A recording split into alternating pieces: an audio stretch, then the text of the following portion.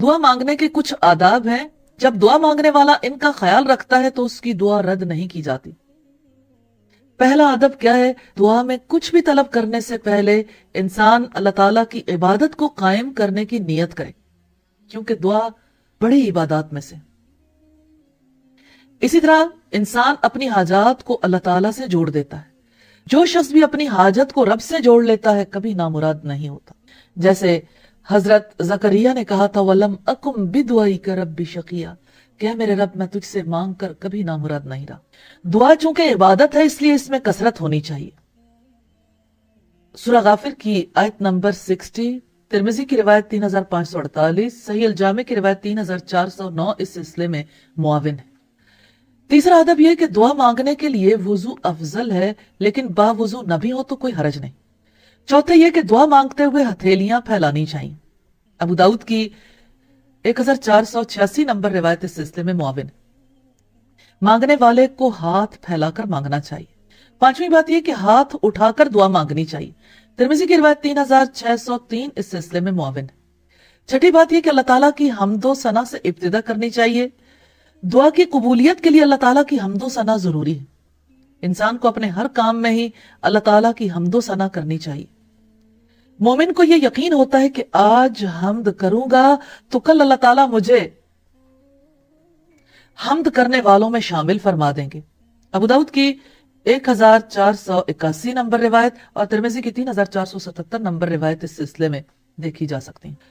ساتواں ادب ہے نبی صلی اللہ علیہ وسلم پر درود بھیجنا چاہیے، صحیح الجامع کی روایت ہے 4523 نمبر پر۔ اور آٹھواں ادب ہے پہلے اپنے لیے دعا کرنی چاہیے بعد میں دوسروں کے لیے۔ پیغمبروں نے اسی طرح سے دعائیں مانگی کہ پہلے اپنے لیے دعا کی، جیسے سورہ نوح کی آیت نمبر 28، الاعراف کی 151، الحشر کی 10، ابو داؤد کی روایت 3984، ترمذی کی 3385 نمبر روایت سے پتہ چلتا ہے۔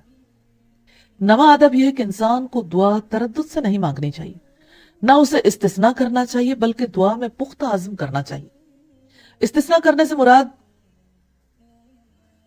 یہ ہے کہ یعنی ایک انسان جس وقت اللہ تعالیٰ سے دعا کرے اگر آپ چاہیں تو ایسا کر دیں، یہ درست طریقہ نہیں ہے۔ دعا یقین سے پختہ عزم سے مانگنی چاہیے۔ بخاری کی 6339، مسلم کی 3679 نمبر روایت اس سلسلے میں دیکھی جا سکتی۔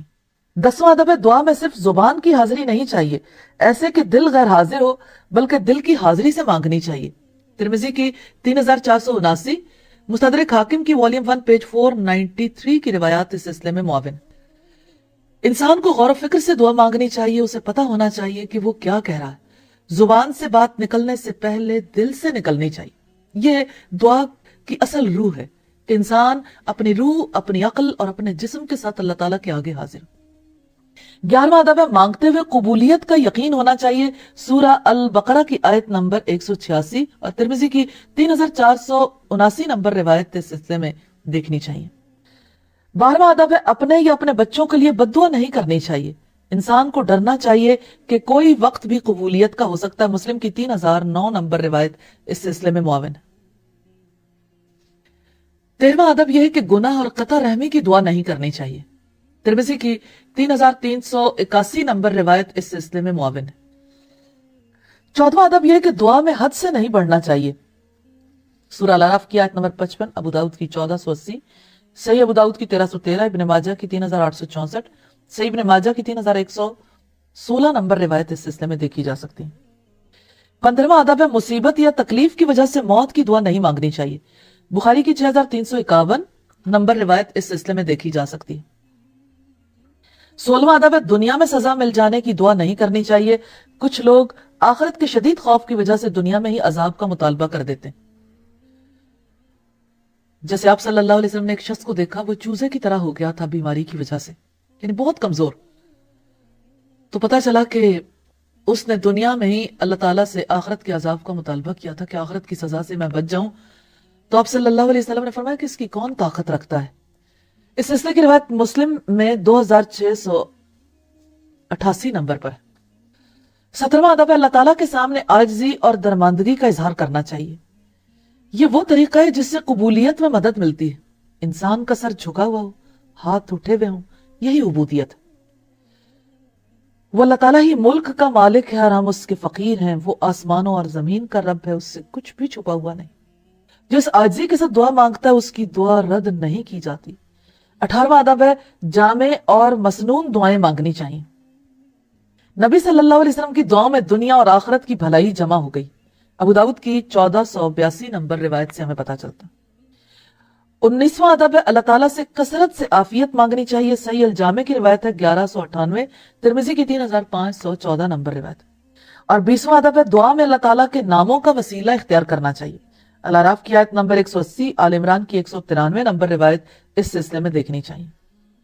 21واں ادب ہے اللہ تعالیٰ کے اسم اعظم کے وسیلے سے سوال کرنا چاہیے. ترمذی کی 3535، ابن ماجہ کی 3857 نمبر روایت سے پتا چلتا ہے. حضرت اسماء بنت یزید سے روایت ہے کہ نبی صلی اللہ علیہ وسلم نے فرمایا اللہ تعالیٰ کا اسم اعظم ان دو آیتوں میں ہے وَإِلَٰهُكُمْ إِلَٰهٌ وَاحِدٌ لَا إِلَٰهَ إِلَّا هُوَ الرَّحْمَٰنِ الرَّحِيمُ. اور سورہ آل عمران کی ابتدائی آیت الف لام میم اللہ لا الہ الا هو الحی القیوم میں ابو داؤد کی 1496 نمبر روایت ہے. 22واں ادب ہے دعا میں الہا اور کثیر مطالبہ ہونا چاہیے.